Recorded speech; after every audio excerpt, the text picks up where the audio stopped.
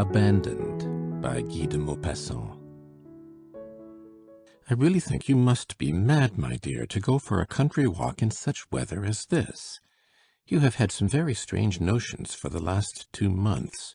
You drag me to the seaside in spite of myself, when you have never once had such a whim during all the 44 years that we have been married. You chose Fécamp, which is a very dull town, without consulting me in the matter, and now you are seized with such a rage for walking, you who hardly ever stir out on foot, that you want to take a country walk on the hottest day of the year. Ask d'Apreval to go with you, as he is ready to gratify all your whims. As for me, I am going back to have a nap." Madame de Cadour turned to her old friend and said, "Will you come with me, Monsieur d'Apreval?" He bowed with a smile, and with all the gallantry of former years. "I will go wherever you go," he replied. "Very well, then, go and get a sunstroke," Monsieur de Cadour said, and he went back to the Hôtel des Bains to lie down for an hour or two. As soon as they were alone, the old lady and her old companion set off, and she said to him in a low voice, squeezing his hand, "At last, at last!" "You are mad," he said in a whisper. "I assure you that you are mad. Think of the risk you are running. If that man—" She started. "Oh, Henri, do not say 'that man' when you are speaking of him." "Very well," he said abruptly. "If our son guesses anything, if he has any suspicions, he will have you, he will have us both in his power. You have got on without seeing him for the last 40 years. What is the matter with you today?" They had been going up the long street that leads from the sea to the town, and now they turned to the right, to go to Étretat. The white road stretched in front of them under a blaze of brilliant sunshine, so they went on slowly in the burning heat. She had taken her old friend's arm, and was looking straight in front of her, with a fixed and haunted gaze, and at last she said, "And so you have not seen him again either?" "No, never." "Is it possible?" "My dear friend, do not let us begin that discussion again. I have a wife and children, and you have a husband, so we both of us have much to fear from other people's opinion." She did not reply. She was thinking of her long past youth, and of many sad things that had occurred. How well she recalled all the details of their early friendship. His smiles, the way he used to linger in order to watch her until she was indoors. What happy days they were, the only really delicious days she had ever enjoyed, and how quickly they were over. And then her discovery of the penalty she paid. What anguish! Of that journey to the south, that long journey, her sufferings, her constant terror, that secluded life in the small, solitary house on the shores of the Mediterranean, at the bottom of a garden, which she did not venture to leave. How well she remembered those long days which she spent lying under an orange tree, looking up at the round red fruit amid the green leaves. How she used to long to go out as far as the sea, whose fresh breezes came to her over the wall, and whose small waves she could hear lapping on the beach. She dreamed of its immense blue expanse sparkling under the sun, with the white sails of the small vessels and a mountain on the horizon. But she did not dare to go outside the gate. Suppose anybody had recognized her? And those days of waiting, those last days of misery and expectation, the impending suffering, and then that terrible night, what misery she had endured, and what a night it was! How she had groaned and screamed! She could still see the pale face of her lover, who kissed her hand every moment, and the clean-shaven face of the doctor and the nurse's white cap. And what she felt when she heard the child's feeble cries, that wail, that first effort of a human's voice. And the next day, The next day, the only day of her life on which she had seen and kissed her son, for from that time she had never even caught a glimpse of him. And what a long, void existence hers had been since then, with the thought of that child always, always floating before her. She had never seen her son, that little creature that had been part of herself, even once since then. They had taken him from her, carried him away, and had hidden him.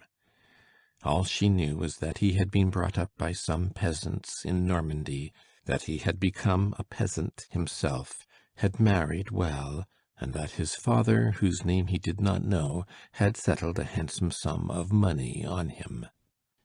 How often during the last 40 years had she wished to go and see him and to embrace him! She could not imagine to herself that he had grown. She always thought of that small human atom which she had held in her arms and pressed to her bosom for a day. How often she had said to Monsieur d'Apreval, "I cannot bear it any longer. I must go and see him." But he had always stopped her and kept her from going. She would be unable to restrain and to master herself. Their son would guess it and take advantage of her, blackmail her. She would be lost.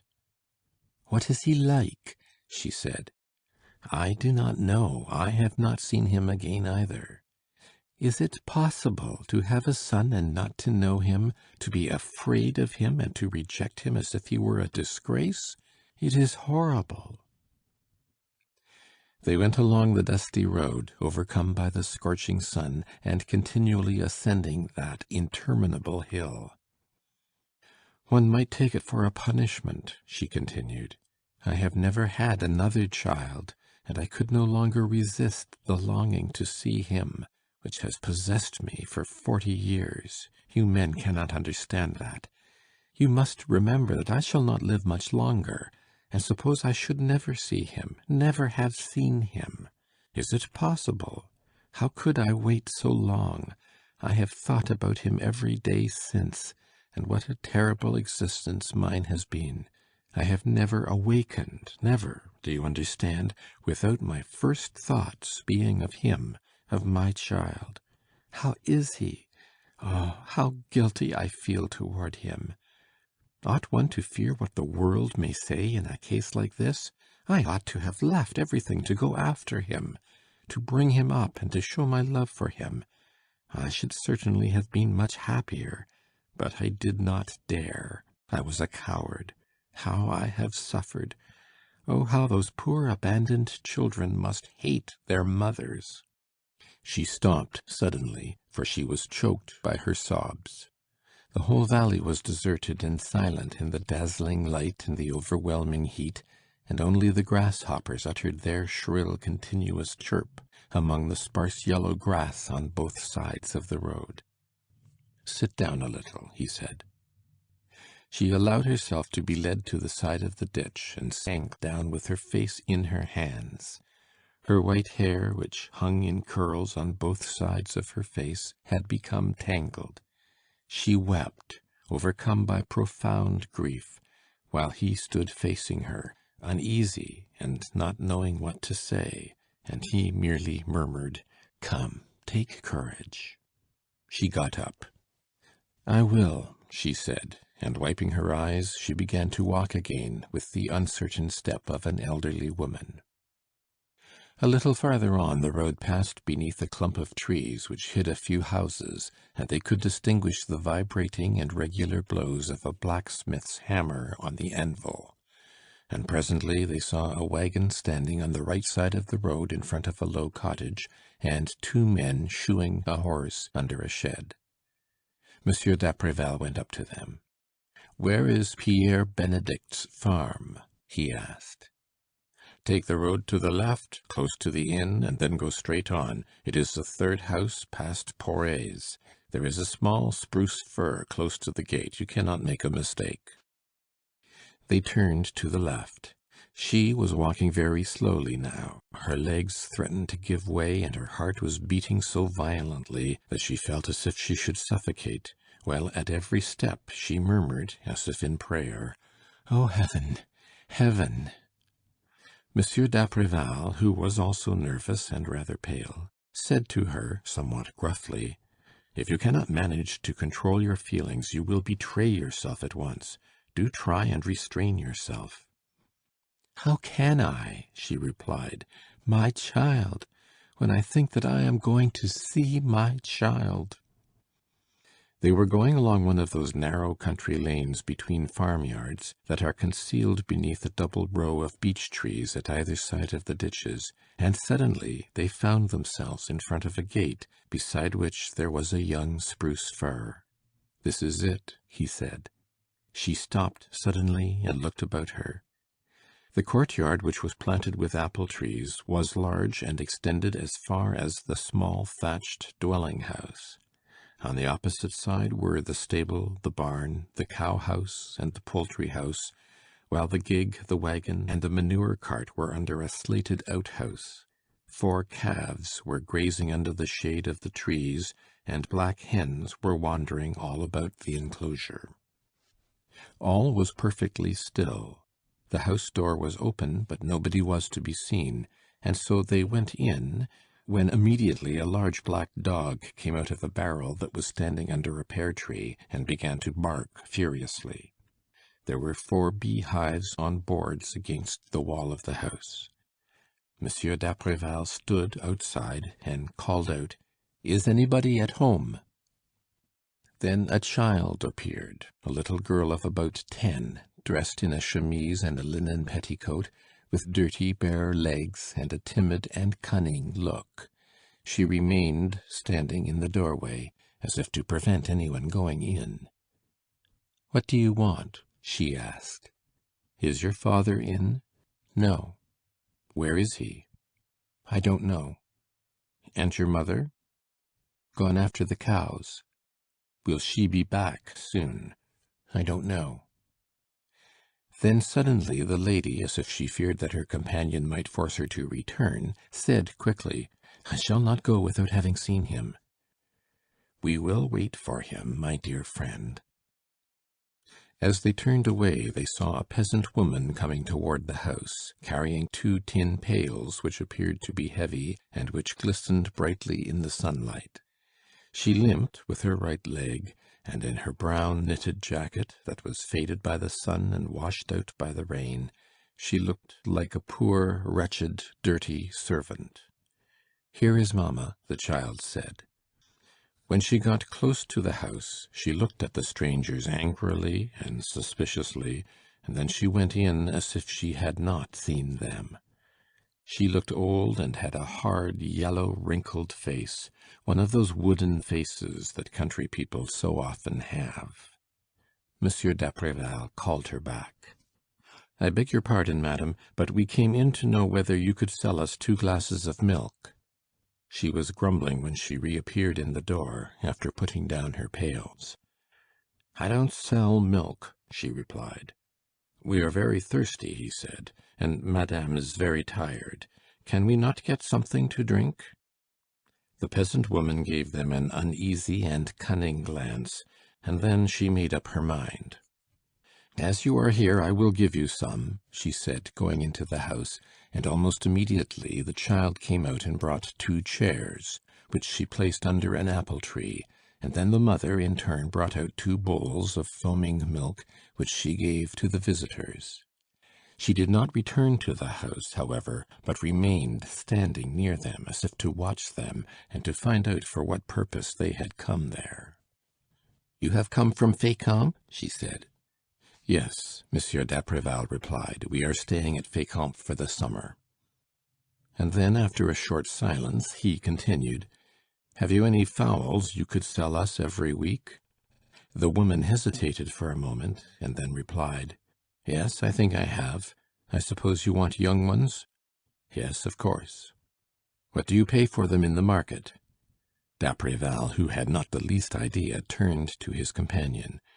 "What are you paying for poultry in Fécamp, my dear lady?" 4 francs and 4 francs 50 centimes, she said, her eyes full of tears, while the farmer's wife, who was looking at her askance, asked in much surprise. "Is the lady ill, as she is crying?" He did not know what to say, and replied with some hesitation, "No, no, but she lost her watch as we came along, a very handsome watch, and that troubles her. If anybody should find it, please let us know." Mother Benedict did not reply, as she thought it a very equivocal sort of answer. But suddenly she exclaimed, "Oh, here is my husband!" She was the only one who had seen him, as she was facing the gate. D'Apreval started, and Madame de Cadour nearly fell as she turned round suddenly on her chair. A man, bent nearly double and out of breath, stood there, 10 yards from them, dragging a cow at the end of a rope. Without taking any notice of the visitors, he said, "Confound it, what a brute!" And he went past them and disappeared in the cow-house. Her tears had dried quickly as she sat there startled, without a word, and with the one thought in her mind, that this was her son. And d'Apreval, whom the same thought had struck very unpleasantly, said in an agitated voice, "Is this Monsieur Benedict?" "Who told you his name?" the wife asked, still rather suspiciously. "The blacksmith at the corner of the high road," he replied, and then they were all silent, with their eyes fixed on the door of the cow-house, which formed a sort of black hole in the wall of the building.